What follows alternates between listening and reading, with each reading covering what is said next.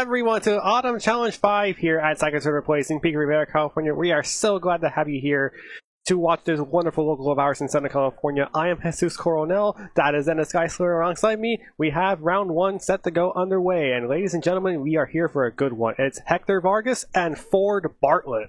Yeah, got some fun teams here. Hector has Sneasler, NDD male version, Ursaluna Blood Moon, Electabuzz, Incineroar, and Talonflame. Ford with the Brambleghast, the Pelipper, Archaludon, male Basculegion, the Amoonguss, and the Rillaboom. Obviously, I believe your eyes will be drawn to that Brambleghast. Terragrass, Windrider, Life Orb with the Power Whip, Poltergeist, Protect, and Shadow Sneak. Windrider, kind of nice in this metagame. There are a decent number of Hurricanes flying around.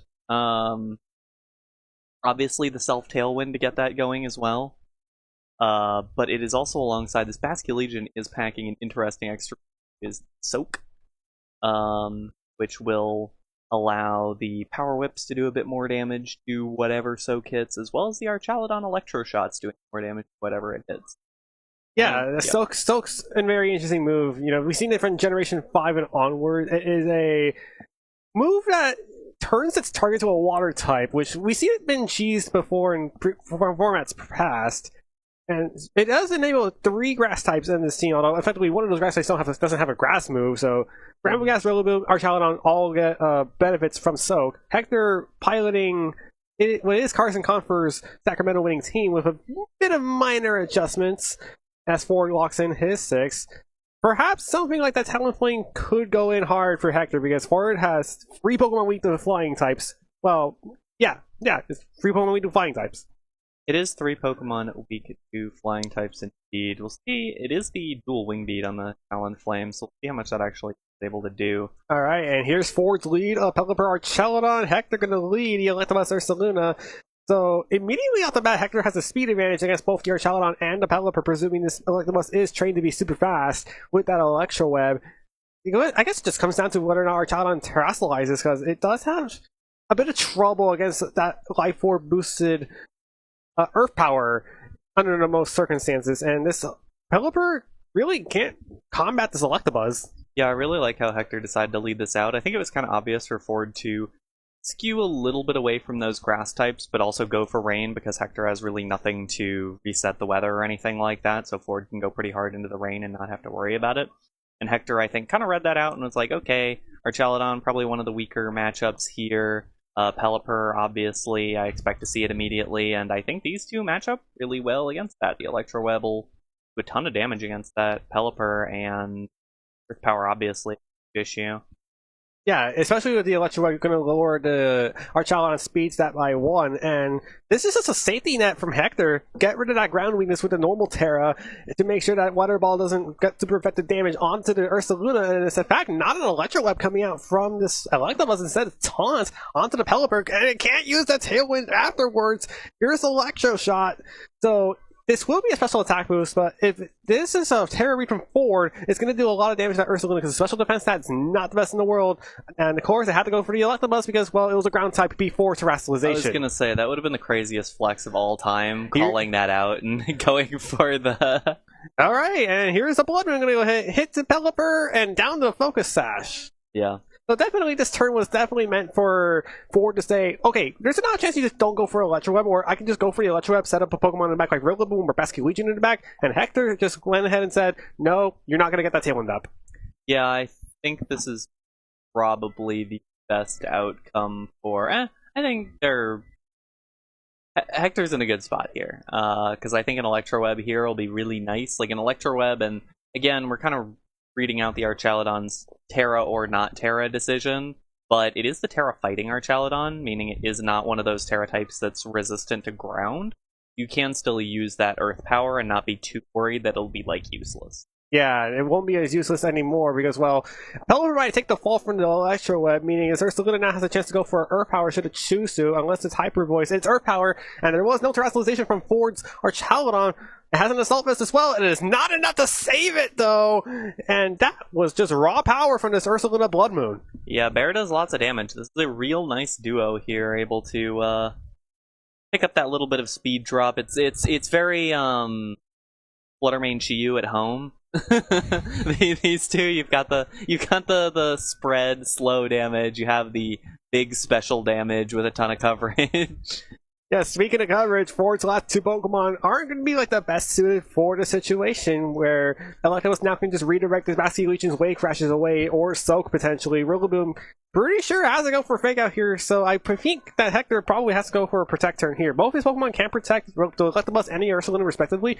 I expect that to be the move from Hector, but it also could be a very aggressive read from Hector because he has the speed advantage barring the Basculegion.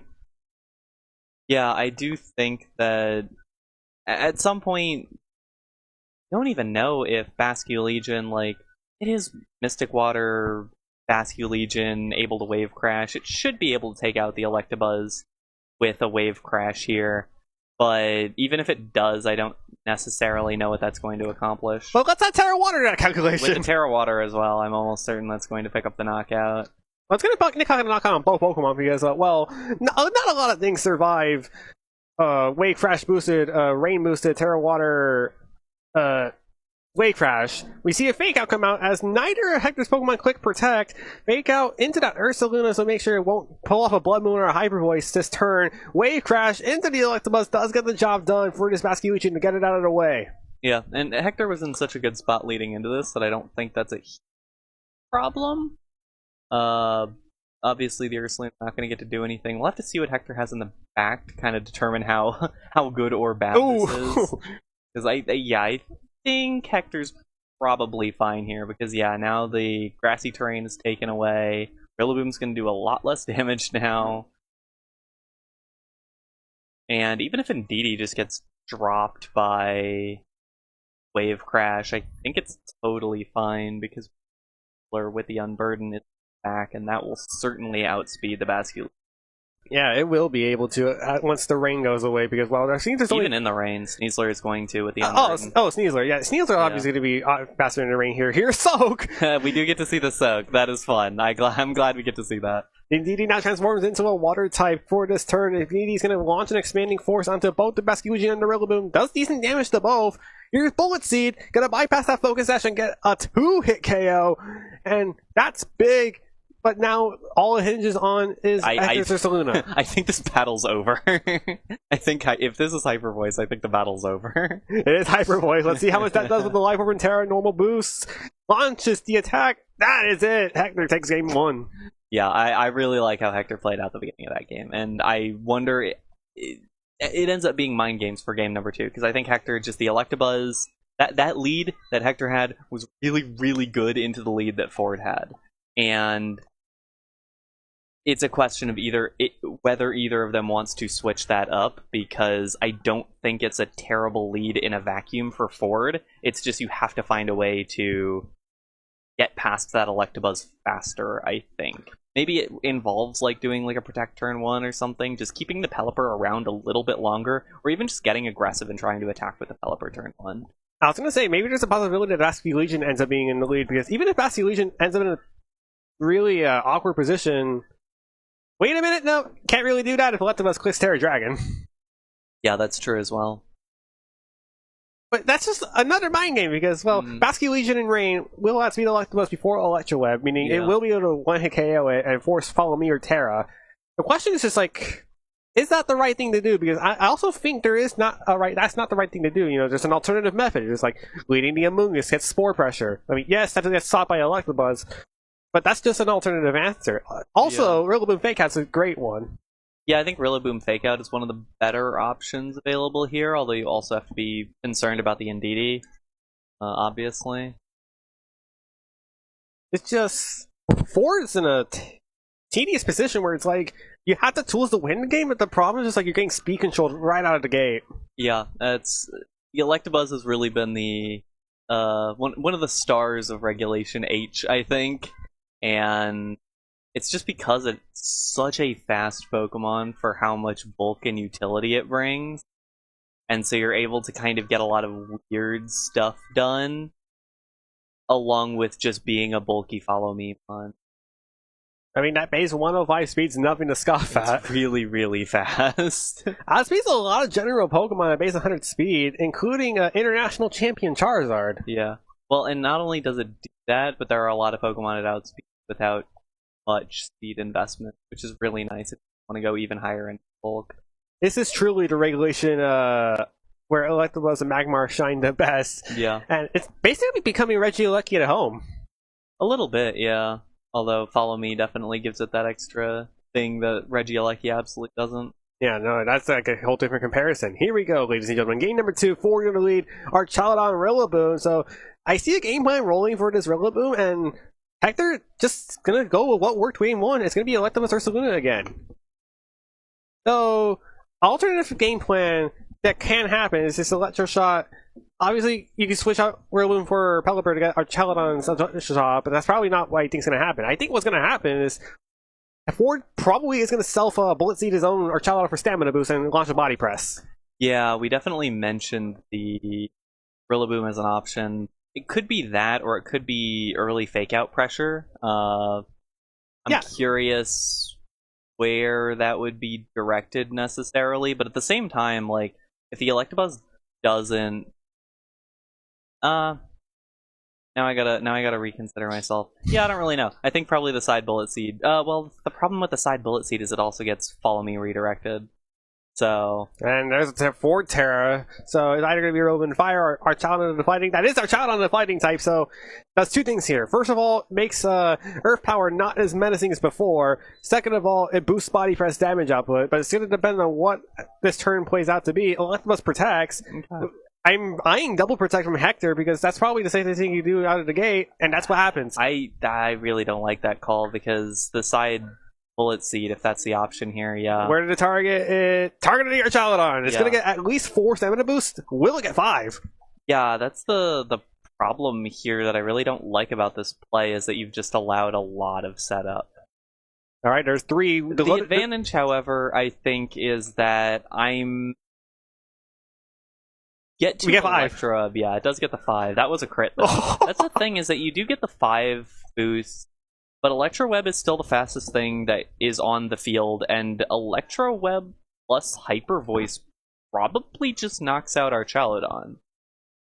From that range, I would believe so, especially since it shedded its Steel type. Yeah, and I don't really know what you do as Ford about that, yeah, especially if you want to Terra. Bloodmoon might be safer. I think yeah, Hyper Voice will be launched. But Hyper Voice is totally fine, I think, in this scenario. I really do think that this is a nice situation for Hector, particularly because that last hit crit on the Bullet Seed. Because the Bullet Seed wasn't doing, like, horrifically little damage until the boost started stacking up, but that last one being the crit did a lot of damage, and I'm curious if that makes the difference here for this Assault Vest Chaladon picking up the knockout. Importantly, Electro Web does land on both our Chaladon and Rillaboom, because it does have a chance to miss with that 95 accuracy. It lands on your Chaladon and Rillaboom, gets a speed drop on both.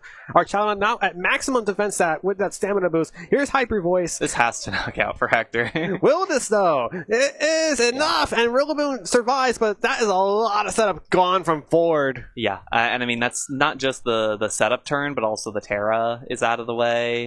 It's a pretty good turn. Well, let's see what's launched here. The Woodhammer Raw into this Electabuzz does tank it pretty well, but but survival is all it needed. Yeah. Yeah, exactly. I mean, at this point, especially because it's kind of awkward at this point for Ford to switch anything in because the Rillaboom barely took its own Woodhammer recoil damage. So now, if you switch in your Pelipper probably just has to protect, I guess. Like, regardless, you don't get to have the clean switch-in of presumably a Pelipper and a Basculegion that are in the back. I'd imagine that's the two. And if that is the two, they're... First of all, okay, Basculegion gets in relatively safe. The problem... You probably just protect the Basculegion and let the Rillaboom drop, see if you can get any damage out of that, but... Now, I was going to say, there's not a safe switching for a Pelipper to get in here without proccing a Focus Sash or getting knocked out, because nothing's stopping Electabuzz and Ursaluna from going for Electro Web and Hyper Voice, respectively, but Ford's going to take the chance. Okay, that's bold. And that's a Pelipper switch in, so Ford's taking the chance that he can knock out one of these two Pokemon before a devastating attack. I think the problem is just that Electabuzz just goes for the Follow Me, and then what? Like, Hyper Voice done. I guess maybe it was predicting a protect or something, or even a double protect. But nonetheless, Electabuzz goes down to that wave crash with those Mystic Water and Rain boosts. Here's Hyper Voice. This Pelipper likely will go down to that Focus Sash. Does Basculegion survive? It does! Oh, okay, that's... I did not expect it to take that hit, I will be totally honest. That is pretty significant, honestly, that it did take that hit. Now it's a little bit awkward because... Well, obviously the same 4 from Hector. You're meaning needy in to get rid of the grassy terrain. Because, the problem is that the Rillaboom is still around in the back, so it can switch back in and not only have the fake out pressure, but also have the ability to just overturn that terrain.